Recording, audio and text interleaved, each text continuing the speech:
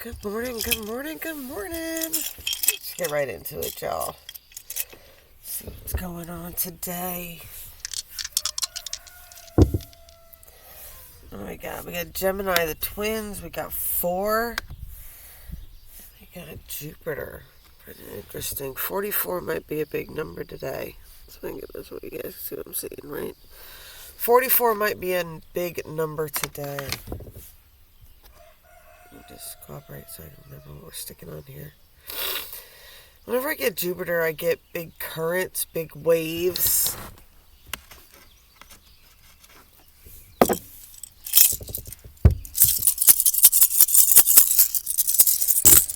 I got rattling the foundations for some reason coming through. Somebody's rattling the foundations. Something might be washed away. I got a big flood energy. Can't make it up. Waves. Something being cut off. Big changes. Someone's getting some star guidance here. The masculine.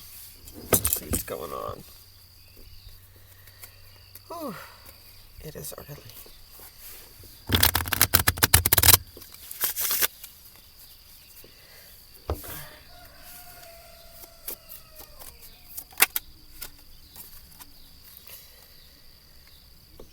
The ring. I'm actually going to read this one.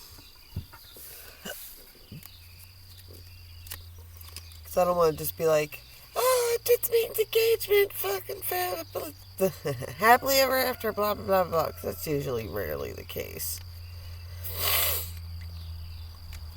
I actually like to learn the meanings of my cards. Listen to the author's perspective, right? Contract, obligation, legal document, and duty and engagement. For the ring, we turn to the tale of Aladdin and the magic lamp. Rather than a romantic icon in the system, this card stands for duty among other things. Here is a princess in Aladdin's tale has been forced to marry. Her obligation to her country. This marriage is duty-based, but... That lightning? Sure is. Give me a stormy day. Aladdin has contracted with the man he thinks is his uncle, but is an evil magician. Aladdin has been given the job of going to a magical cave. He finds the lamp and refuses to give it to the magician who traps him. Aladdin is stuck there until he discovers the lamp has a genie, granting Aladdin 3 wishes. With those wishes, he's able to marry the princess, turning the marriage contract into a love match. When the ring turns up, remember your duty and obligation. This can be a warning to pay attention to the contracts you have already signed or are about to sign. Don't sign if there are any warning cards nearby, like the cloud or the snake. If you are smart, you can turn your unpleasant duty into something more meaningful, the way Aladdin did. I was kind of just getting at a little bit there.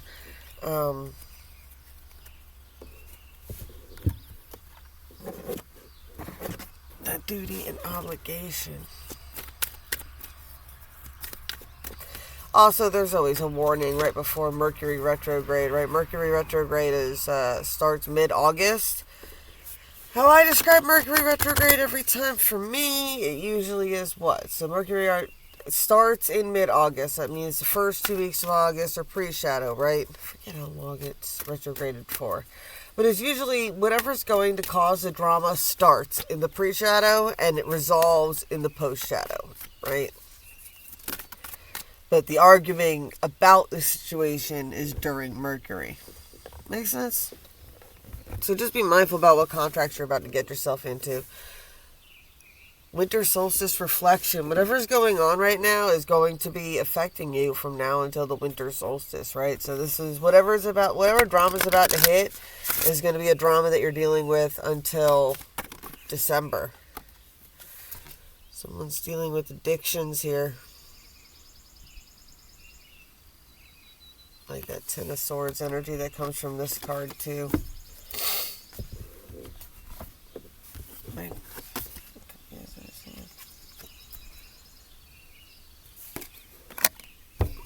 Let's see what we got with this one.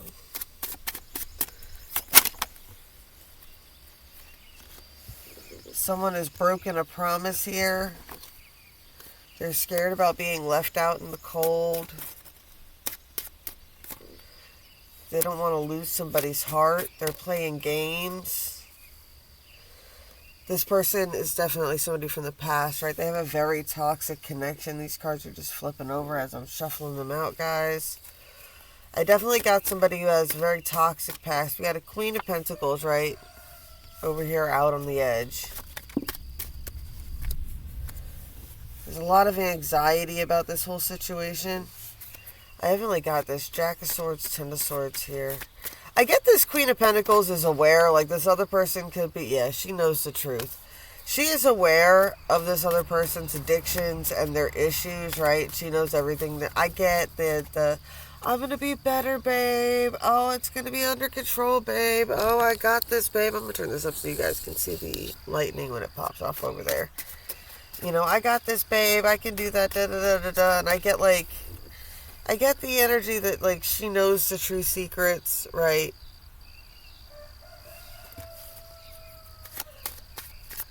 I get angel wings can be heavy. I'm picking up a very strong empath energy here. Someone who can read bluffs, right? There's definitely an out in the cold.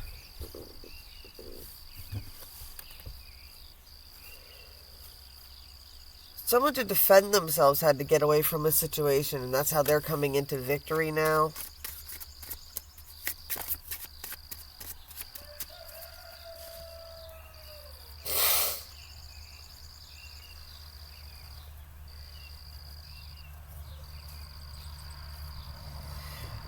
Get that there's a mirroring image here, right? There's this King of Wands. I get he's walking away going towards a Ten of Cups situation. He definitely feels it's a better equal give and take. He's worried about the illusions of this situation, but this is a very strong soul contract that there could be a lot of celebration with. It's a lot of anxiety in trapping this person. But he feels energy pulling on him, the universe pulling on them.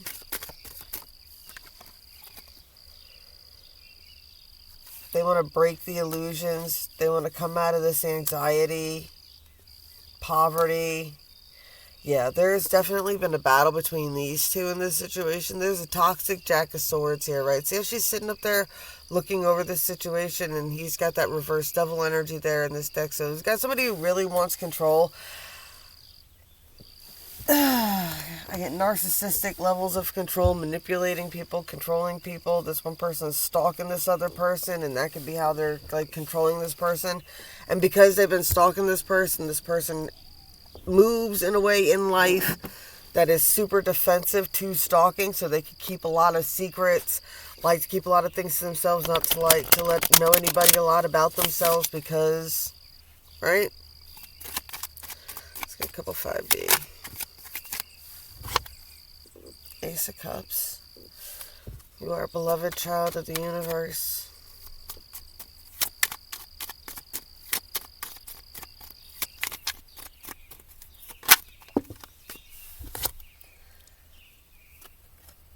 The Wheel of Fortune's getting ready to start turning here. The Wheel of Fortune, whatever's about to happen, this big shift that's coming up, it's going to start turning for some people, and for other people, they're going to get stuck in the freaking cogs. This Princess of Swords. Reversed. Someone runs their mouth too much. Somebody talks too much. Somebody says too many negative things, right? This bitch is, yeah, she's rancid. She's raunchy. She uses sexual energy to control people, right? It's going to be all futile.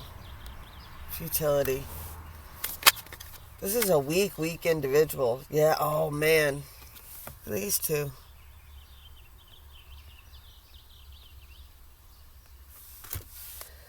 These two. Some clarification. It's one person or two people here? I get this is one person that's going through a rebirth right now. I get that they haven't gone through it yet, though. There's some sort of energy here of an ego death. It's like that, a clash between heart and passion here. Someone has a very Princess of Pentacles energy, a very strong, alluring energy. 2 of Cups, 3 of Cups, right? They feel like they could have a lot of abundance with this person. This king wants to make a move towards this queen. They see that they're very loving, very nurturing. There's a bird I just saw flying off in the distance too there. Alright. Last little bit, then we're going to move hard and I gotta go.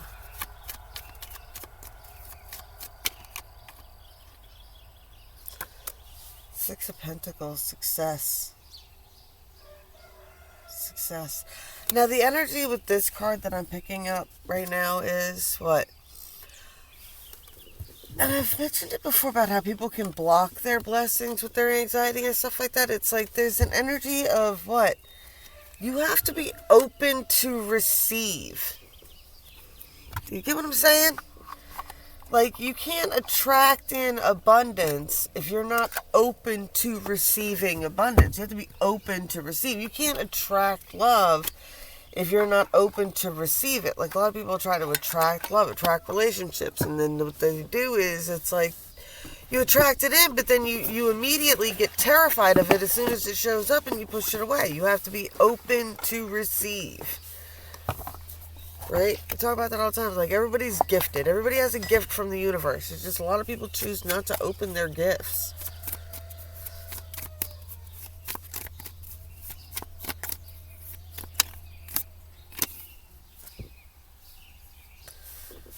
Moon blues.